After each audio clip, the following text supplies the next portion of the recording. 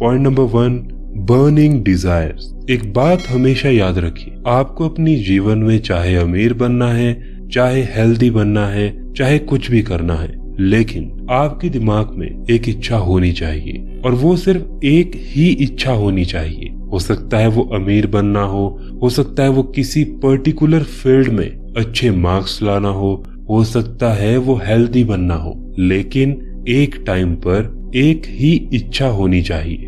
यही हमारा पहला कदम है। यहाँ पर ऑथर कहते हैं कि इच्छा ही सब कुछ है। अगर आपको पैसे चाहिए तो वो पैसे आएंगे, अगर उससे हासिल करने की इच्छा आपके अंदर है, ऐसी इच्छा जो आपके माइंडसेट को सिर्फ उसी के बारे में सोचने पर मजबूर करे, फिर वो चाहे हेल्थ की हो, वो स्पिरिचुअलिटी की हो, वो पैसे की हो, वो कोई भी इच्छा हो सकती है, लेकिन आपके अंदर इच्छा होना सबसे पहला स्टेप है। अगर आपके अंदर ऐसी बर्निंग डिजायर है तो आप एक्शंस लेकर उस तक पहुंच सकते हो। याद रखिए, एक्शंस के बिना कुछ नहीं होने वाला, आपको एक्शंस तो लेने ही पड़ेंगे। हमारी जो सबसे प्रबल इच्छा होती है, हम वहां तक पहुंचने का रास्ता ढूंढ ही लेते हैं, लेकिन याद रखिए, कभी भी चाहे वो पैसा कमाना हो, चाहे कुछ भी करना हो, गलत रास्ते पर चलकर अगर आप किसी चीज को अचीव करेंगे तो वो चीज आपको थोड़ी देर तक खुशी देगी, लेकिन एट द एंड उसका फाइनल रिजल्ट बुरा ही होगा। इसलिए आपको ये याद रखना है कि आप अपनी हर इच्छा को अच्छे रास्ते पर चलकर ही पूरा करेंगे। यहाँ पर नेपोलियन हिल अपनी लाइफ का एक किस्सा बताते हैं कि मेरा बेटा बचपन से ना तो बोल सकता था और ना ही सुन सकता था। डॉक्टर्स ने कहा था कि ये कभी ठीक नहीं हो सकता, लेकिन नेपोलियन हिल के अंदर बर्निंग डिजायर थी कि ये इलाज से और सही इलाज से बिल्कुल ठीक हो जाएगा। इसलिए नेपोलियन हिल ने उसका इलाज करवाया और अपने अंदर एक प्रबल इच्छा रखी, जिसके चलते उनका बेटा कुछ सालों के बाद अपने आप पूरी तरह से ठीक हो गया। आपके दिमाग की कोई सीमा नहीं होती, बस आपकी दिमाग की वही लिमिटेशंस है जो आपने खुद बना कर रखी है। Point number 2, faith. फेथ का मतलब होता है आस्था, जो हमारी इच्छा को हासिल करने में हमारी मदद करता है। इसे आप विश्वास भी कह सकते हो। एक चीज हमेशा याद रखिए, आपका जो भी विश्वास है उसमें सबसे बड़ा रोल आपके सबकॉन्शियस माइंड का है। अपनी इच्छा के प्रति, अपने गोल के लिए अगर आपके सबकॉन्शियस माइंड में विश्वास है, पॉजिटिव विश्वास है, तो वो सच जरूर साबित होगा। उसमें थोड़ा समय लग सकता है, लेकिन अगर आपके सबकॉन्शियस माइंड में एक बार ये चीज आ गई कि ये चीज पॉसिबल है, तो आप उस चीज को करके ही रहेंगे। अब ये उल्टा भी होता है। अगर आप हमेशा नेगेटिव लोगों के बीच रहते हो, नेगेटिव लोगों के साथ बातचीत करते हो, नेगेटिव चीजें देखते हो, नेगेटिव सोचते हो, तो कहीं ना कहीं आपका सबकॉन्शियस माइंड नेगेटिव बिलीव्स बना लेगा। फिर अगर आपकी कोई इच्छा होगी, आप उस तक कभी नहीं पहुंचने वाले, क्योंकि सबसे बड़ी बात यह है कि आप हमेशा सेल्फ डाउट में रहोगे। तो अगर आपको अपने सबकॉन्शियस माइंड में पॉजिटिव थॉट्स डालने हैं, तो सबसे पहले आपका जो भी गोल है उसको फिक्स कीजिए। नंबर 2, उसको लिखिए और उसको बार बार अपने दिमाग में रिपीट कीजिए। उसकी एक परफेक्ट पिक्चर अपने दिमाग में बनाइए, या फिर हो सकता है आप गूगल से डाउनलोड करके वो आपकी कोई भी इच्छा है, अमीर बनने की, हेल्दी बनने की, ऐसी पिक्चर्स अपने वॉलपेपर पर रखिए, जिससे आपके सबकॉन्शियस माइंड को बार बार वो दिखता रहे। मान लीजिए आपको एक बहुत बड़ा घर बनाना है, तो उसकी एक साफ पिक्चर अपने वॉलपेपर पे लगा लीजिए, अपने दिमाग में भी उसको रखिए और अपने घर की दीवार पर भी उसको रखिए, जिससे आपका जब भी ध्यान जाए तो आपको अपना गोल सबसे पहले याद आए। Point number 3, auto suggestion. Auto suggestion का मतलब होता है कि खुद के दिमाग को समझाना। आप जो भी लक्ष्य हासिल करना चाहते हैं उसे अपने सबकॉन्शियस माइंड यानी कि अवचेतन मन में डालने के लिए नेपोलियन हिल ने 3 सुझाव दिए हैं। पहला, अपने लक्ष्य को एक कागज पर लिखें। दूसरा, इसे 7 अलग अलग जगह पर बैठकर दोहराएं। तीसरा, इस काम को सुबह और शाम दोनों समय पर करें। आपको यह भी ध्यान रखना है कि आप जो शब्द बोल रहे हैं उसमें आपकी फीलिंग्स जुड़ी हुई होनी चाहिए। बिना फीलिंग्स के आपका सबकॉन्शियस माइंड किसी भी बात को एक्सेप्ट नहीं करता। हर प्रॉब्लम, हर फेलियर और हर दुख आपकी सबकॉन्शियस माइंड की ही देन है। और अगर आप सक्सेसफुल बनोगे, उसमें भी आपकी मदद आपका सबकॉन्शियस माइंड ही करेगा। Point number 4, specialised knowledge. आपने जो भी गोल डिसाइड किया है, हेल्थ का, पैसे का, जॉब का, कुछ भी, उसके लिए जो नॉलेज आपको चाहिए वो आपके पास होनी चाहिए। बिना नॉलेज के आप वहां पर नहीं पहुंच सकते। अगर आपको कहीं पहुंचना है और आपके पास उस चीज का ज्ञान नहीं है, तो इसको आप नींद में देखा हुआ एक सपना समझ सकते हो। इसको इस तरह से समझिए कि आपको एक बहुत बड़ी सॉफ्टवेयर डेवलपर कंपनी में काम करना है, लेकिन आपको उसके बारे में 1% भी नॉलेज नहीं है, लेकिन आपकी इच्छा है कि आप उसमें काम करें। तो क्या आप उसमें काम कर पाएंगे? नहीं। इसीलिए आपको उस फील्ड में, जिस भी फील्ड में आपको सक्सेसफुल होना है, उसकी बहुत गहराई से नॉलेज होनी चाहिए और आपको ये काम करना होगा। अगर आपको उस कंपनी में, उस जॉब में या किसी बिजनेस में बड़ा बनना है, एक तरीका ये है कि आप बुक्स पढ़िए, इंटरनेट पे सब कुछ सीखे। और इसका एक और तरीका है जिसको हम कहते हैं मास्टरमाइंड ग्रुप। मतलब अपने आसपास ऐसे लोगों को रखिए जिनको उसकी नॉलेज पहले से है। जब आप उन लोगों के बीच बैठोगे, उन लोगों को काम करते हुए देखोगे, फॉर एग्जाम्पल बिजनेसमैन, अगर आप उनसे मिल नहीं सकते तो उनके इंटरव्यूज देखिए, उनके ऊपर लिखी हुई बुक्स पढ़िए। आपको समझ आएगा कि वो कैसे सोचते हैं, वो कैसे काम करते हैं। जब आपका दिमाग उस इंफॉर्मेशन से भर जाएगा, तब आपका दिमाग हर जगह से वैसे ही आइडियाज आपके पास लाने लगेगा और आपका दिमाग अपने आप आपको उसी तरफ अट्रैक्ट करेगा। आपका ध्यान ज्यादातर उसी तरफ जाएगा क्योंकि आपके सबकॉन्शियस माइंड में उसी तरह के लोगों के बारे में इंफॉर्मेशन है। मास्टरमाइंड ग्रुप का सबसे अच्छा एग्जाम्पल है हेनरी फोर्ड। हेनरी फोर्ड ने मास्टरमाइंड ग्रुप की मदद से अपनी बहुत बड़ी कंपनी तैयार की, जिसको आज आप फोर्ड के नाम से जानते हो। Point number 5, imagination. इस चीज को एपीजे अब्दुल कलाम जी भी कहते थे। एपीजे अब्दुल कलाम जी कहते थे कि अगर आप किसी चीज की कल्पना कर सकते हो तो वो चीज चाहे आपको कितनी भी इम्पॉसिबल लगती हो, वो चीज हो सकती है। आपकी इमेजिनेशन में एक बहुत पावरफुल शक्ति है जिसका यूज आपको सही तरीके से करना आना चाहिए। Point number 6, organised planning. आप जो भी चीज हासिल करना चाहते हैं उसकी आपको एक प्रॉपर प्लानिंग बनानी होगी। अब आपका सवाल हो सकता है कि प्रॉपर प्लानिंग बनाने का मतलब क्या है।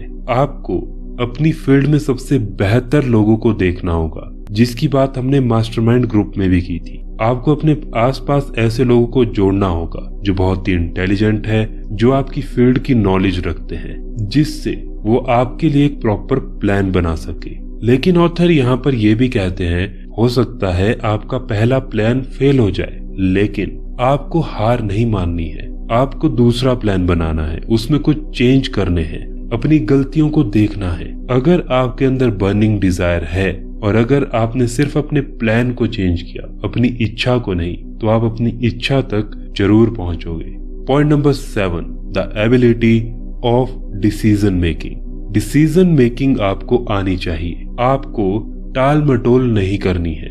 अगर आपने कुछ काम करने का डिसीजन लिया है तो आपको उसको पूरा करना ही है। फिर आप कोई बहाना नहीं बना सकते। आप बीमार हो गए, आपको पार्टी में जाना है, आपको यहाँ घूमने जाना है, नहीं। अगर आपने कोई डिसीजन लिया है कि आज मैं ये करूंगा, आज आपको वो लिमिट पूरी करनी है। हेनरी फोर्ड के अंदर ये एक सबसे अच्छी क्वालिटी थी। वो डिसीजन लेते थे और उस पर तुरंत काम करना शुरू करते थे। याद रखिए, आपको काम करना पड़ेगा, डिसीजन भी लेना पड़ेगा। कोई दूसरा इंसान आपके लिए डिसीजन नहीं लेगा। अगर आपको बिजनेस करना है, हेल्दी बनना है, तो सबसे ज्यादा मैटर करता है वो है आपका अपना डिसीजन। जो लोग एक स्ट्रॉन्ग डिसीजन लेने की पावर रखते हैं, उन्हें ये चीज पता होगी कि एक डिसीजन आपकी लाइफ को कैसे बदल सकता है। अपने डिसीजन के लिए किसी दूसरे पर डिपेंड मत रहिए। अगर वो कह रहा है तो मेरा काम होगा, अगर वो इस काम को बुरा कह रहा है तो हो सकता है मैं इसमें फेल हो जाऊं। ये अपने दिमाग से आज ही निकाल दीजिए। जब तक आप कोई काम नहीं करते तब तक ये पता नहीं चलता कि वो काम हो सकता है या वो नहीं हो सकता। इसलिए सबसे पहले ये सोचना बंद कीजिए कि आप जिस काम को करना चाहते हैं आप उस काम में फेल हो जाएंगे। पहले उस काम की शुरुआत कीजिए, फिर देखिए कि आपको क्या रिजल्ट मिलता है। एक बार अपना एक प्रॉपर डिसीजन लीजिए। Point number 8, the power of devotion. Devotion का मतलब होता है लगन। जिस इंसान के अंदर किसी काम को करने की लगन होती है वो इंसान इस दुनिया में बड़े से बड़ा काम कर सकता है। नेपोलियन हिल बताते हैं कि अगर आपको अपने अंदर किसी काम के लिए डेडिकेशन बनानी है तो उसके लिए 4 रास्ते हैं। पहला, एक फिक्स्ड गोल रखना। दूसरा, एक प्रॉपर प्लानिंग रखना। तीसरा, एक पॉजिटिव माइंडसेट रखना। और चौथा, एक अच्छे ग्रुप के बीच रहना, जो ग्रुप आपकी ही तरह अपने गोल्स पर काम कर रहा है, जो हमेशा आपको मोटिवेट करे, जो हमेशा आपको आपकी गलतियां बताए और आपको सही रास्ते पर चलाए। इन 4 तरीकों से आप किसी भी गोल के लिए लगन से काम कर सकते हो। Point number 9, improve self power. अपनी शक्ति को बढ़ाइए। अब इसका मतलब क्या है? अपनी शक्ति को कैसे बढ़ाया जाता है?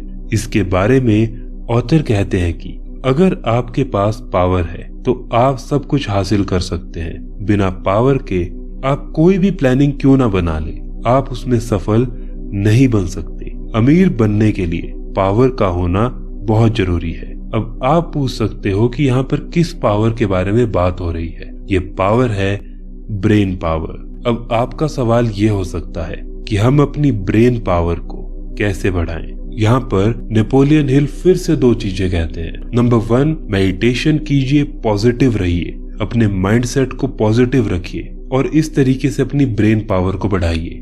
नंबर 2, जिस तरह से एक बैटरी की जगह बहुत सारी बैटरी के ग्रुप को इकट्ठा करके पावर जनरेट की जाए तो हमें बहुत सारी पावर मिलेगी।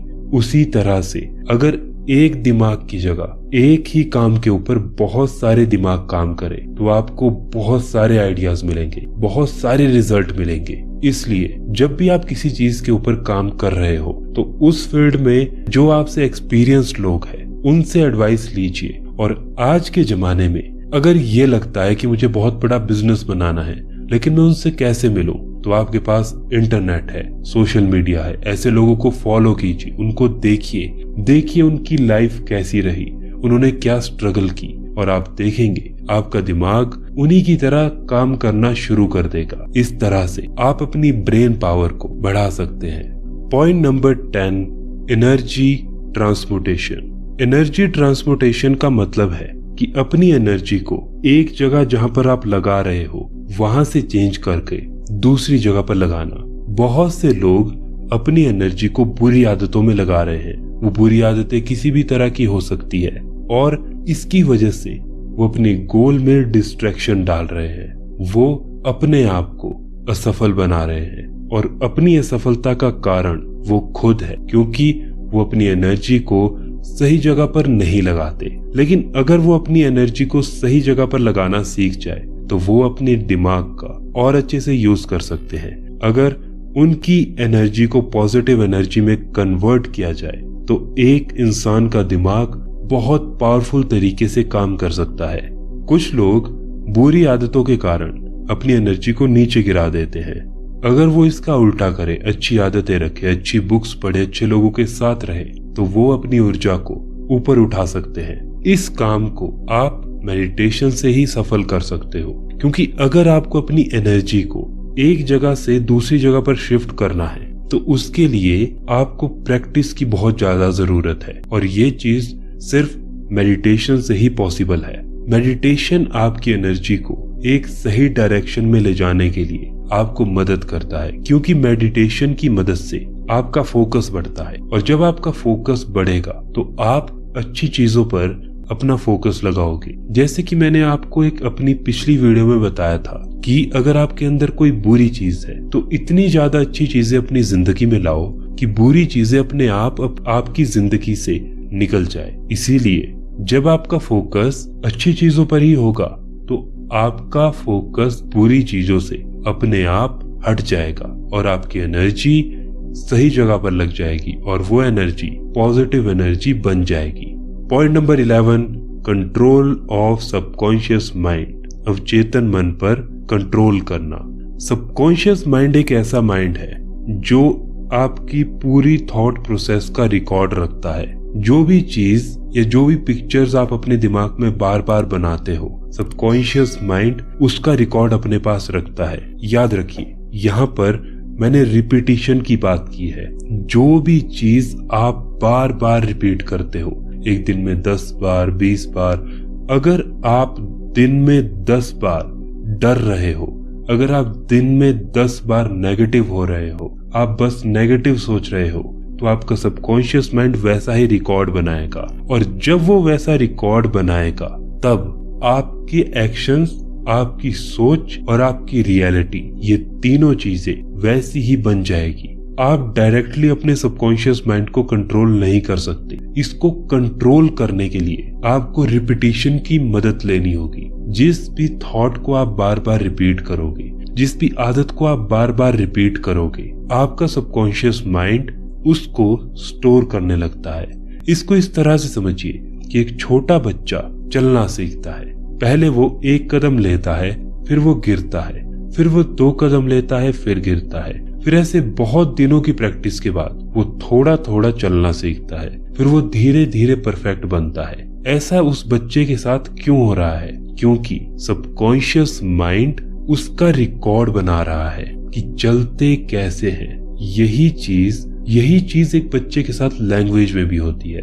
जिस बच्चे की फैमिली में लोग इंग्लिश में बात करते होंगे, वो बच्चा इंग्लिश ही सीखेगा। जिस बच्चे की फैमिली में हिंदी में बात करते होंगे, वो बच्चा हिंदी ही सीखेगा। ऐसा क्यों? क्योंकि वो बच्चा सबकॉन्शियस माइंड में उन हिंदी वर्ड्स का ट्रैक रख रहा है। इसीलिए बच्चा हिंदी में बात कर रहा है, इसीलिए उसके लिए हिंदी बोलना इतना आसान है। इस चीज को आप अपनी पूरी लाइफ में यूज कर सकते हो। अपनी हेल्थ को ठीक करने के लिए, अपनी इंटेलिजेंस को और अच्छा बनाने के लिए, अपनी रिलेशनशिप को अच्छा बनाने के लिए, अपने सबकॉन्शियस माइंड का यूज आप अपने को बेहतर बनाने के लिए कर सकते हो और ये आपके बहुत ज्यादा काम आएगा। अगर आपको अपने सबकॉन्शियस माइंड में पॉजिटिव बातें पहुंचानी है, अगर आपको उसको अच्छे से रिप्रोग्राम करना है, तो 3 तरीके हैं। पहला, जब आप सुबह उठते हो तो अच्छी चीजें देखो, अच्छी चीजें पढ़ो, अच्छी चीजें सुनो और अच्छी चीजें बोलो और अच्छी चीजें सोचो। यही चीज रात को सोने से पहले भी करो और यही चीज जब भी आपको पूरे दिन में समय मिले तब भी करो। और लास्ट में मैं फिर से एक बार कहना चाहता हूँ, जितनी बार आप एक चीज को रिपीट करोगे, आपका सबकॉन्शियस माइंड उस चीज को उतनी ही जल्दी अपने अंदर रिकॉर्ड करके रखेगा। पॉइंट नंबर 12, ए फ्रेश ब्रेन। आपका दिमाग 2 तरीकों से काम करता है, एक ब्रॉडकास्टिंग सिस्टम और दूसरा रिसीविंग सिस्टम।